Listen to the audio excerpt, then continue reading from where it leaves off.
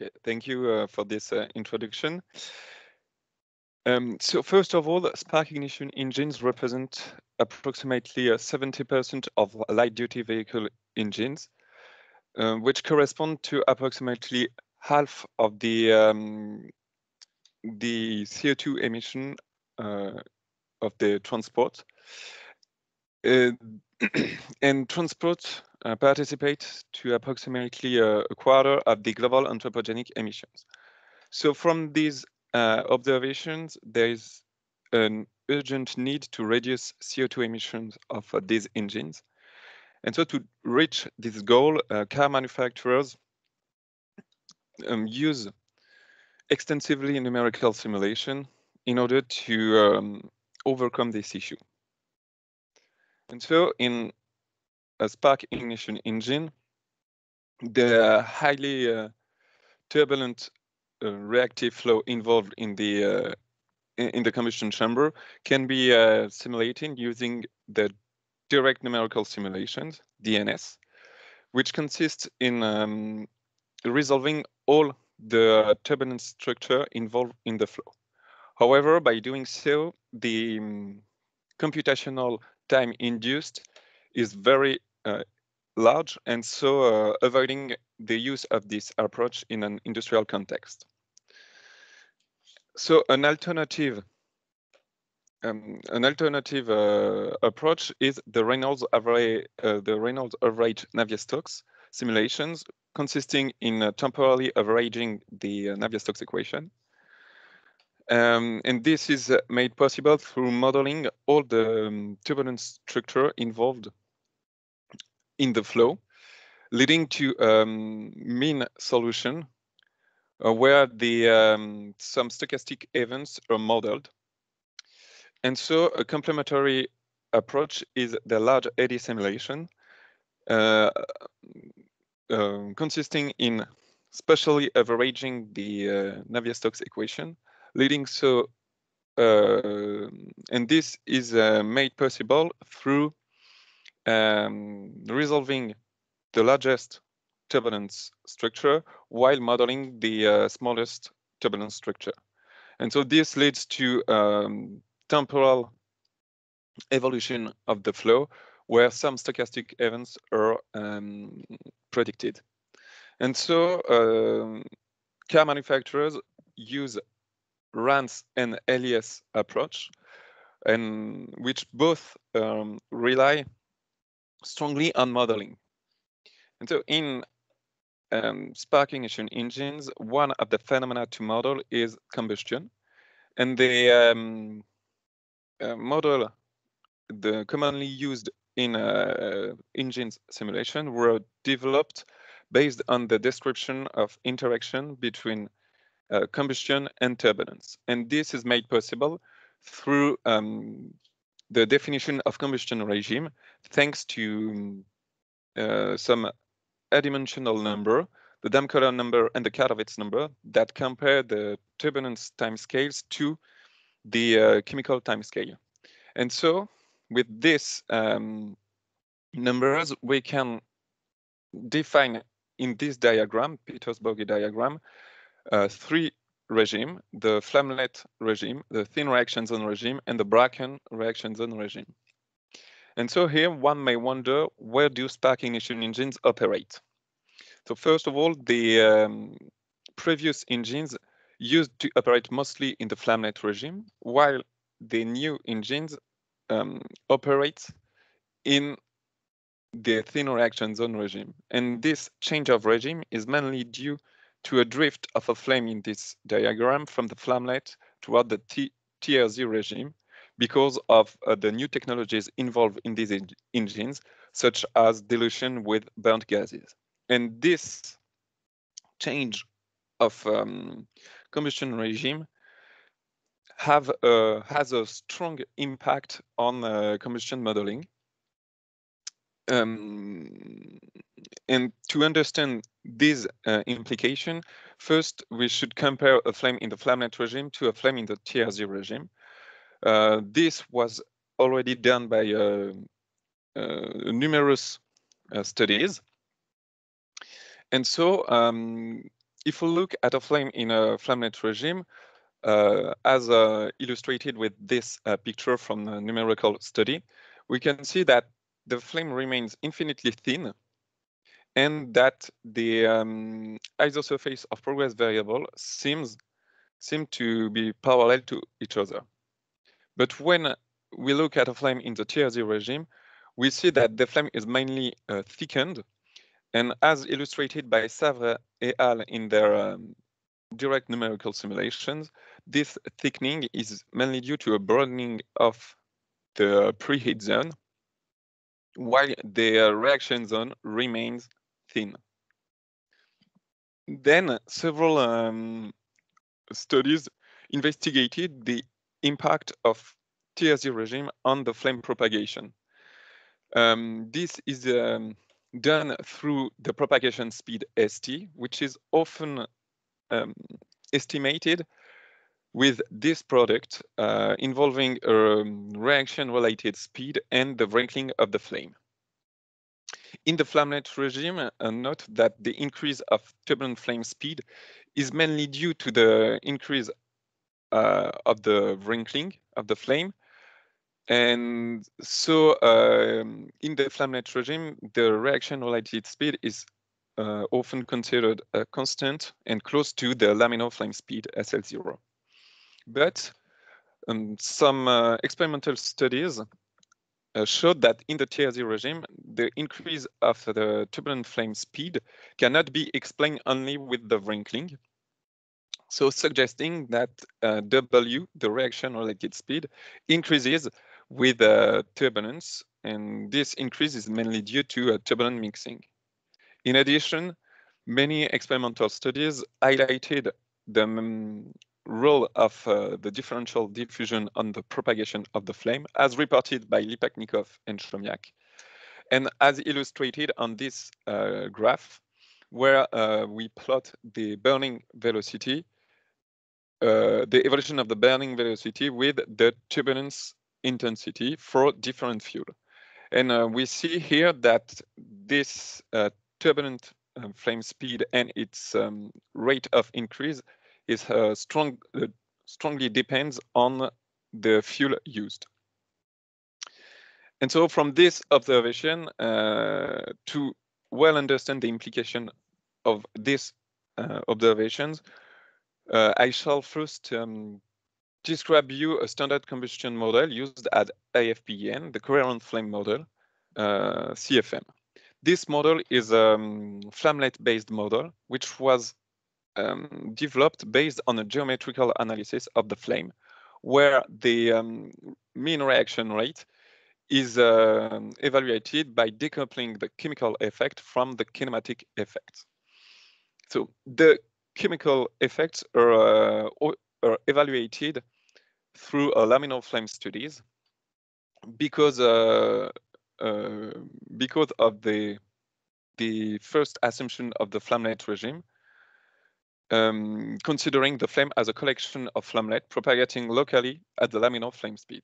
Then for the kinematic effects, we define a flame surface density, sigma, corresponding to the amount of flame surface per unit volume. And so here the challenge is to define the flame surface. And first of all, we can define the flame surface as a specific isosurface of progress variable, C star, leading to this expression for sigma, which depends strongly on the choice of the isosurface of progress variable. But in the flamelet regime, because the flame is infinitely thin and because the isosurfaces of progress variable are parallel to each other, we can define a generalized flame surface density that does not depend anymore on the choice of C star. And so the observations made on the propagation speed questions directly the modeling of the evaluation of the chemistry through laminar flame studies. And so ask the question how to model this chemistry in the TRZ regime.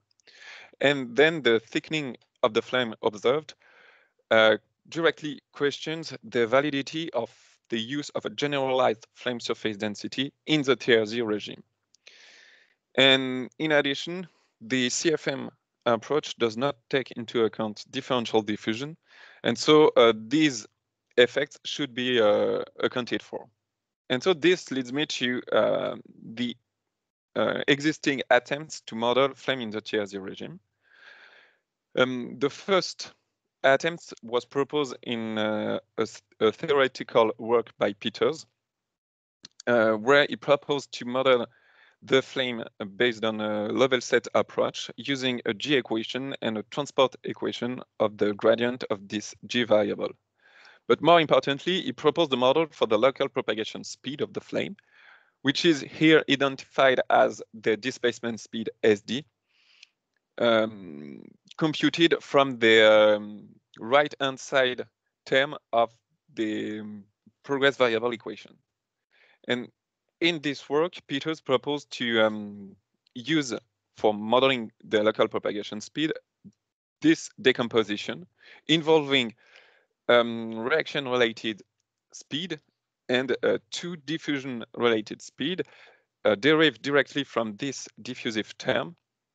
So into a normal diffusion-related speed and a tangential diffusion-related speed. Note that here in this speeds is involved a diffusivity coefficient and the flame curvature to take into account the effect of diffusion and the effect of turbulence on the flame front.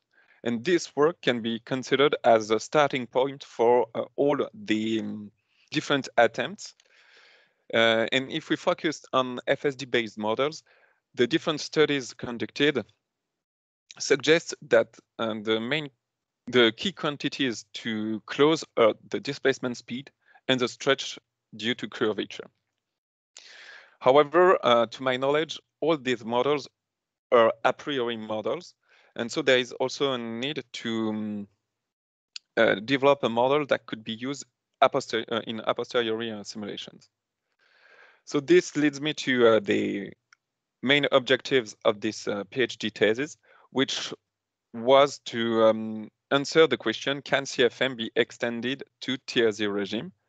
And we tried to answer this question, we should first investigate the validity of the flame surface density concept in the TRZ regime, and then propose appropriate closures that take into account differential diffusion. So today I will present you first the 3D DNS conducted to develop a new model. Then I will present you briefly the model developed.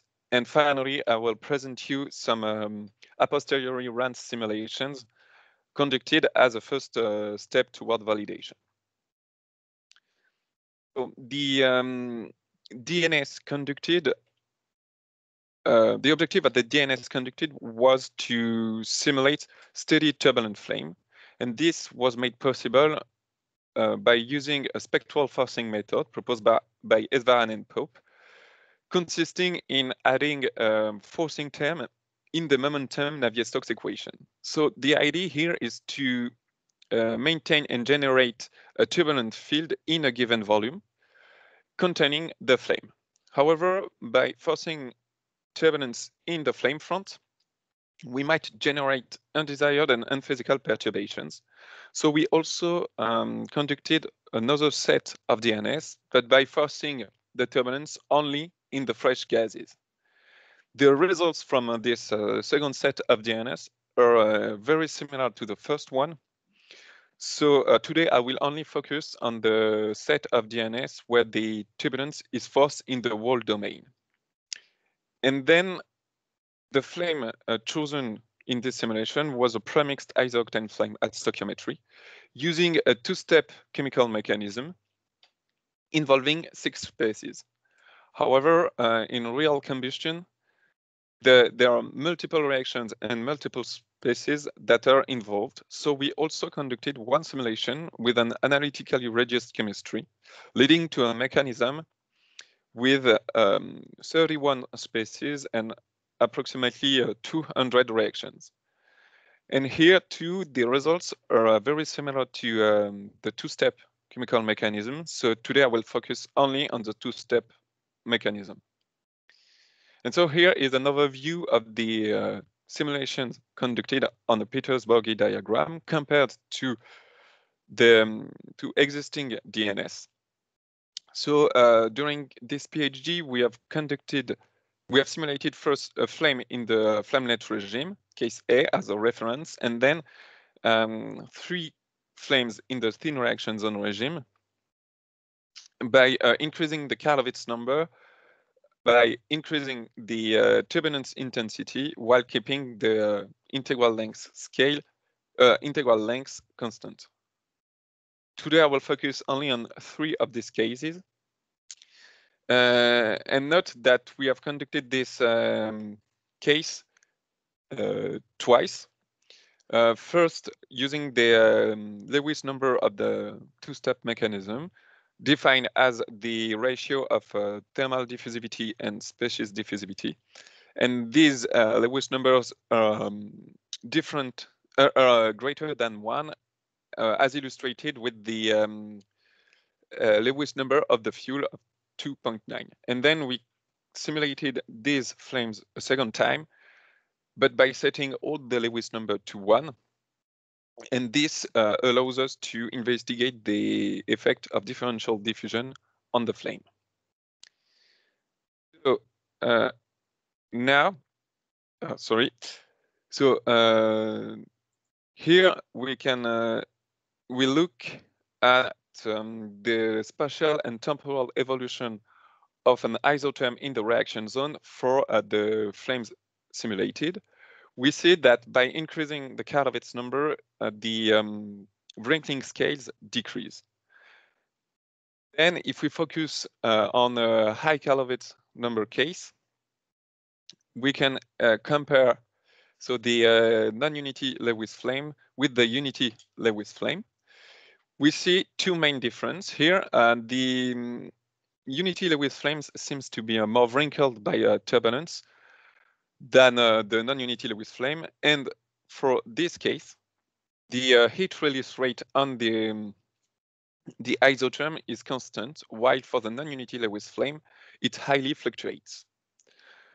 So now, for now on and for the rest of this presentation, I will present to you some temporally averaged quantities, because all the flames simulated reached, as desired, a quasi-steady state. So first of all, I propose to investigate the effect of the TRZ regime on the propagation of the flame through the propagation speed St. So here we'll look at the evolution of St for the flame with unity Lewis numbers. We see here that St is increasing with the turbulence intensity with a bending. And so here I also wanted to investigate this common estimation of the turbulent flame speed by looking at the evolution of the wrinkling of the flames defined with the generalized flame surface. As we see on this graph, the evolution of the wrinkling of the flame with the circle symbol is superimposed with the turbulent flame speed evolution, suggesting here that the flame has a behavior close to a laminar flame. And so this suggests that the common assumption considering the reaction related speed W as a constant is still valid for this unity Lewis flames. However, for the non-unity Lewis flames, we see that the wrinkling of the flame is larger than the evolution of the turbulent flame speed. So this suggests that this reaction-related speed is disturbed by turbulence, and so invalidating this assumption. These results were already observed in many studies, such as the experimental study conducted by Wabel et al., where in their experiments, they saw that the turbulent flame speed increases with the bending, while the wrinkling of the flame reaches quickly saturation. The difference between these results from our results can be mainly explained through the through differential diffusion, because the fuel has not the same Lewis number. However, from these observations, one may wonder what are the differences between a unity Lewis flame from a non-unity Lewis flame. And to answer this question, I propose to investigate the behavior of the conditional mean reaction rate condition and progress variable of unity Lewis flames and non-unity Lewis flames.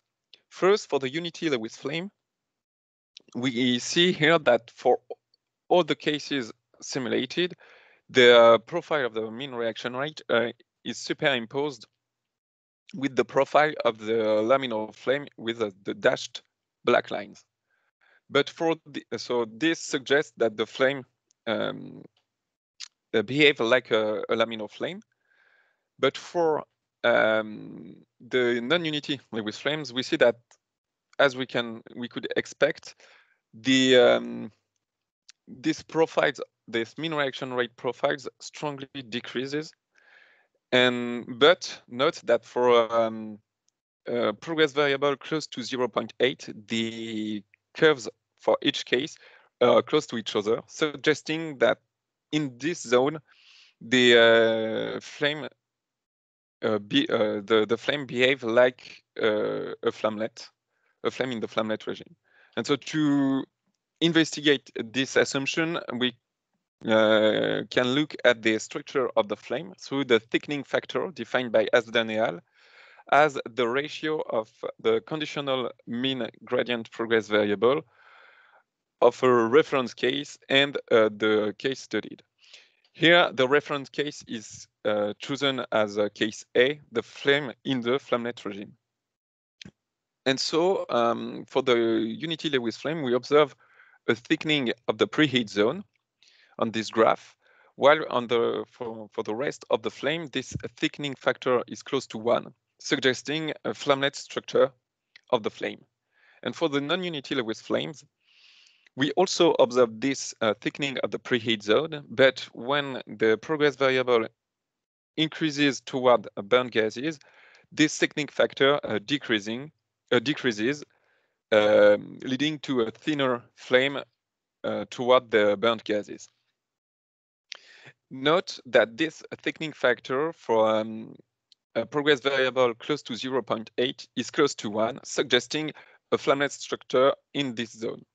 So from this observation, we assume that modeling the flame using an isosurface in the reaction zone, so close to 0.8, would be sufficient to well capture the propagation of the flame and so the fuel consumption.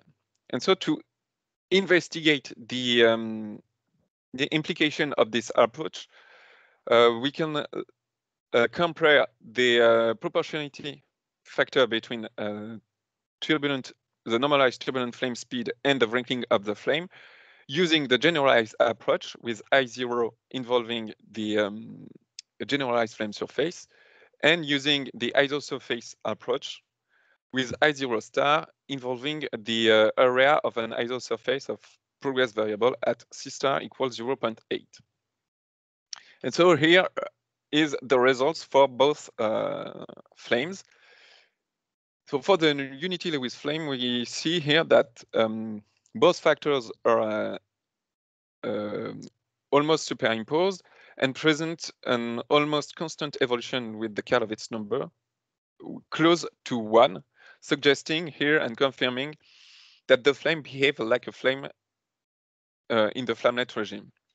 But when we have non-unity Lewis flames, this factor I0 strongly decreases with the Karlovitz number.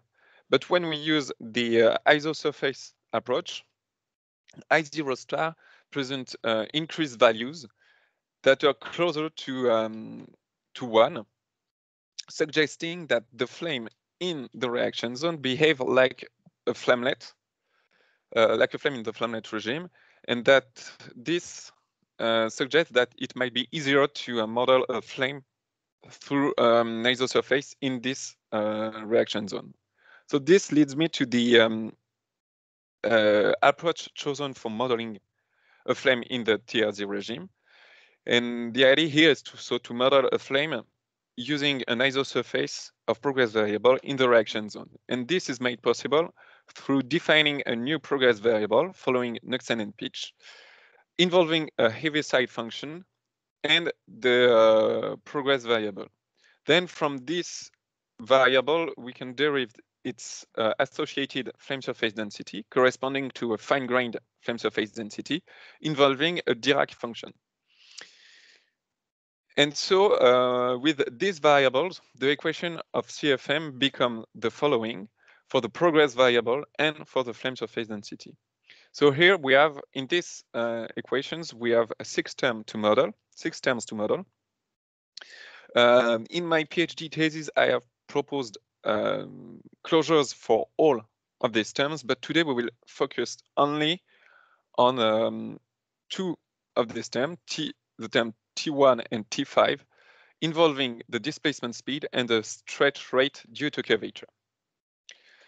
So first of all, to propose a closure for displacement speed, the first step is to propose a model of the response of displacement speed to turbulence using the displacement speed on an isosurface of progress variable at C star equals 0.8. As suggested by Peters, we decompose the displacement speed into these 3 speeds. And as suggested by different studies, the turbulence affect the displacement speed through strain and curvature, and mainly through the sum SR plus SN. And so here we look at the evolution of SR plus SN with the tangential strain rate and the flame curvature. The color here represents the values of this speed normalized with the laminar flame speed at C star equals 0.8. And also we also display on these graphs with the black solid lines the joint PDF of tangential strain rate and curvature. And by looking at this joint PDF, it seemed that by increasing the Karlovitz number, both AT and kappa gets decorrelated.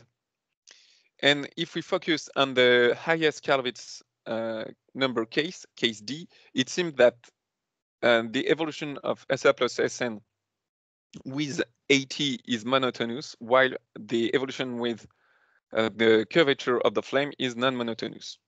And so from this observation on the graphs, we can we propose to distinguish the effect of tangential strain rate from the effect of curvature on the flame through defining 2 Marshall lengths, LAT and L kappa, that are used in this expression to predict the behavior of SR plus SN, and which was inspired from asymptotic theories. So this implicit form, behind this implicit form, we assume that there is a local equilibrium of displacement speed to the stretch perturbations, and that these perturbations have wavelengths larger than the laminar flame thickness. Note that if we introduce this decomposition of the displacement speed in the computation of the stretch rate due to curvature, we can derive an explicit form for SR plus SN that is retained for the rest of this presentation. So here, this model is strongly relies on the Mach-Stein length that are first evaluated and extracted from the NEF from a least square method, minimizing the error between the speed in DNS and the speed predicted by the implicit form. And so here we see the evolution of LAT and L kappa with the Karlovitz number. And we see that for non-unity Lewis flames, with the circle symbols, the both lengths strongly decreases with Karlovitz number and seems to converge toward a unique value that seems to correspond to the constant length observed on L kappa for the unity Lewis flames. And so from these observations, we proposed correlations for both lengths that are inspired from a dimensional analysis by Savard and Blanca on effective Lewis number, involving, so here, 3 parameters, alpha, B, and L infinity. These parameters were were evaluated to best fit the lengths extracted from DNS, as displayed on these graphs with the dashed lines.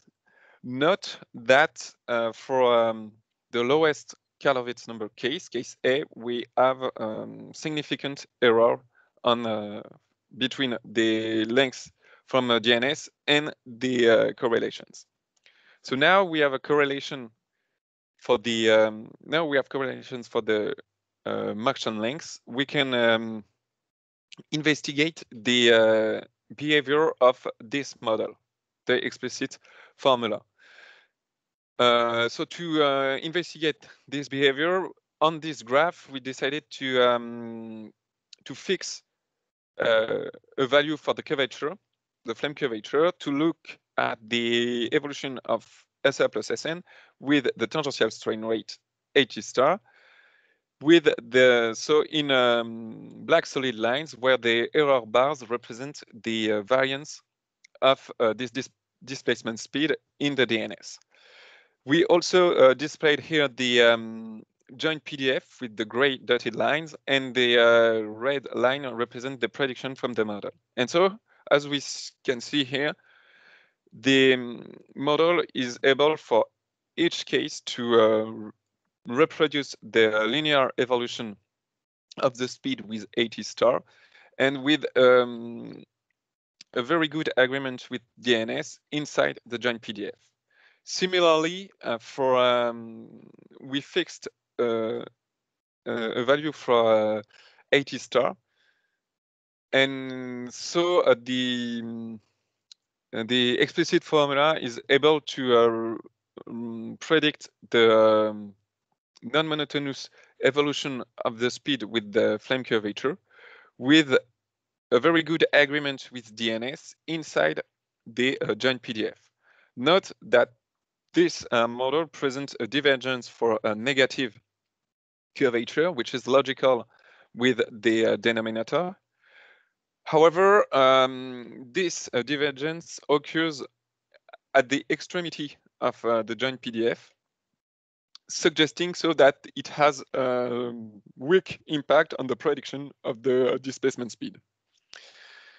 And so to implement this explicit formula in RANS code and LES code, we assume that the tangential strain rate AT is constant through the flame front, allowing to integrate this formula through all the curvature possible, thanks to the definition of a presumed PDF using a Gaussian form. And so I propose here to compare the prediction from this presumed PDF to the PDF extracted from DNS at different location of a flame with a high Karlovitz number. This presumed PDF was computed using the mean flame curvature extracted from the DNS and the mean square flame curvature extracted also from DNS to compute the variance. And we see on these graphs that we have a very good agreement with the DNS, so suggesting that a Gaussian form would be sufficient to well capture the distribution of curvature in the flame. And so to close this model, we need a closure for mean flame curvature, and we chose to use the model proposed by Riemer in his PhD thesis, which is compared here with the dotted lines to DNS with black solid lines for the lowest and the highest Karlovitz number cases. And we see a good agreement of the model with DNS. Note that there are significant errors on the burnt gases side. Then we also need a model for kappa square to compute the variance of the flame curvature. There is already a model which was proposed by Hawks et al., which is plotted in these graphs in blue. But we also proposed a model based on the formalism used by Riemer in his closure of the mean flame curvature. This model is compared to Hawks in red and to DNS in black solid lines. And we see here that both models present very similar results, predicting the right order of magnitudes for this quantity. Note that there are also significant errors on the burnt gases side. So now we have a complete model. We can look at the behavior of the closure of displacement speed. So first of all, we used the model presented earlier, but we saw that the model over-predicted the displacement speed on the fresh gases side. However, KPP analysis tells us that to well capture the propagation of the flame, we need to well predict what happens on the fresh gases side. And because on the fresh gases side we have a curvature that is mainly positive, we decided here to improve this model by distinguish the effect of negative curvature from the positive curvature. For the negative curvature, we used the explicit formula presented earlier, while for the positive curvature, we assume that the curvature straight rate is equal to the laminar flame curvature straight rate, as recently done by Dave and Chaudhuri, leading to this linear combination. And so we compare the prediction from this closure to DNS on these graphs. We see that this model is able to predict qualitatively the evolution of the displacement speed with logically very good agreement with DNS on the fresh gases side. However, note that there are significant errors on the burnt gases side, which are mainly due to the already observed significant error on the mean flame curvature and its variance. But note that some a posteriori simulation we have conducted showed that this error have a weak impact on the prediction of the flame propagation.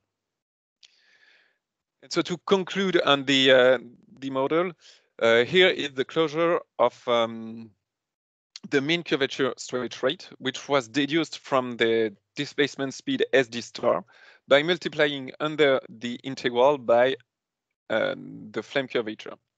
This model is compared to, in red, to DNS in black solid lines and to an existing model proposed by Katragada et al. In blue solid lines. If we focus on high Karlovitz number cases, we see that both models present similar results predicting the right order of magnitudes for this quantity. However, they present much flatter evolutions than the evolutions observed in DNS, especially on the burnt gases side, which is explained similarly as for the prediction of the displacement speed. And note that it seems that the model we propose here is able to improve the prediction of the Katragada model for the lowest Karlovitz case A, by predicting the decrease of this quantity observed on the DNS. So now we have a complete model. We implemented this model in AVBP code. And then we conducted some simulations of one-dimensional turbulent flames corresponding to Rand's simulations, where turbulence is modeled through a turbulent viscosity and the turbulent tangential strain rate. The turbulent viscosity is deduced from the knowledge of the velocity and the length of the integral scale, directly taken from DNS.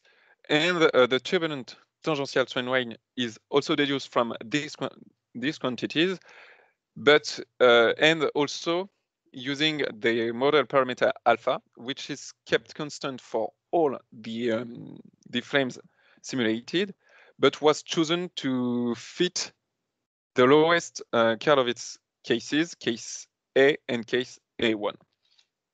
And so here, before looking at the results, the predictions of the model presented earlier on the flame propagation, here is the prediction of ECFM, standard ECFM, on the propagation speed. We see that this model is presents huge discrepancies with DNS for high Karlovitz numbers, and this is mainly due to the closure in this model of the stretch rate due to curvature that does not take into account this diffusive term. But in CFM HK model, so presented earlier, this diffusive term is included and allows to get much better order of magnitude for the turbulent flame speed ST for both non-unity Lewis flames and unity Lewis flames. And if we compare in detail DNS with CFM HK, we see that CFM HK is able, for the non-unity Lewis flames, to predict a bending on the turbulent flame speed with still some significant discrepancies. But the results on the unity Lewis flames are of concerns because this model is not able to predict the correct tendency observed in DNS. So to understand what happened with CFM-HK for the unity Lewis flames, we propose here to analyze a high Karlovitz number case with unity Lewis number, case D1. And we see on this graph representing the evolution of SD through the flame front. We see that CFM-HK, unlike ECFM, is able to predict qualitatively the evolution of SD, but with significantly smaller values. Note that this model predicts negative value for this displacement speed on the fresh gases side, which generates numerical instabilities. So we had to clip this displacement speed to 0. And this highlights the limit of the approach chosen. So using a specific isosurface in the fresh gases, in the reaction zone, to model the flame in the TRZ regime. And then we conducted a different investigation on model parameters, and it seems that the parameters with a major role is the Markstein length, and to investigate this the sensitivity to this parameter, we propose a version for CFM-HK where we assume that LAT is equal to L kappa, and using a correlation ad hoc involving only one parameter alpha, which is kept constant for all the flame and was tuned manually to best predict the profile of displacement speed. And so here is the impact of this version of these assumptions on the profile of displacement speed, which is plotted in a dashed line on this graph and is logically in better agreement with DNS, especially on the fresh gases side. And so these assumptions have an impact on the prediction of the flame propagation by increasing the accuracy of the model for the high Karlovitz number for non-unity Lewis flames, and more importantly for the unity Lewis flame. Using these assumptions, the model is now able to reproduce the correct tendency for the turbulent flame speed. And so before concluding, note that there are several other parameters that can be sources of discrepancies that were not investigated today on this presentation, and that should be investigated. And so this leads me to my conclusion.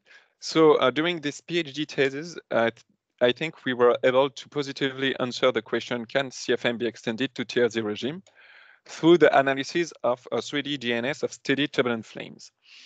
So here we propose to adapt a CFM approach by modeling the flames through a specific isosurface of progress variable in the reaction zone, by defining a new progress variable and its associated flame surface density, and also by proposing appropriate closures for displacement speed and curvature straight rate that take into account the differential diffusion using turbulent Mach-Chern lengths. Then the a posteriori simulations we have conducted showed the improvement of this model on the prediction of the fuel consumption, mainly by predicting the bending observed on the turbulent flame speed.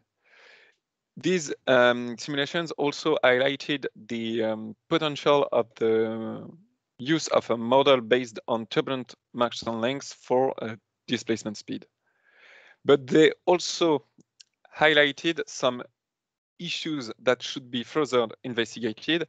The first one is the negative speed predicted by the closure of displacement speed on the fresh gases side that leads to numerical instabilities and showing the limit of the approach on an isosurface of progress variable in the reaction zone.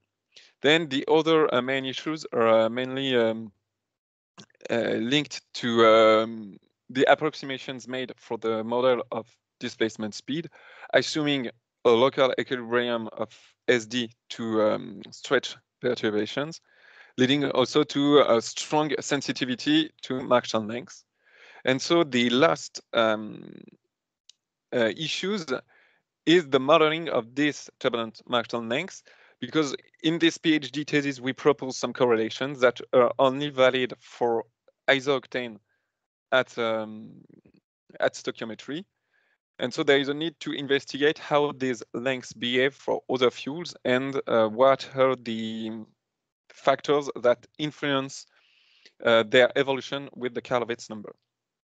And so to conclude, here are some further steps toward LES engine applications. So first of all, I think we could conduct large eddy simulation of spherical laminar flames freely propagating that allows to investigate the effect of resolved tangential strain rate and resolved curvature, and also to investigate the sensitivity of the model to mesh size. And the final step would be then to test the model on real engine using RAN simulations and LES simulations, but first adapting some submodels, for instance, the ignition model corresponding to a transient phase. And while in this PhD thesis, we only focused on turbulent steady flames. So thank you for listening.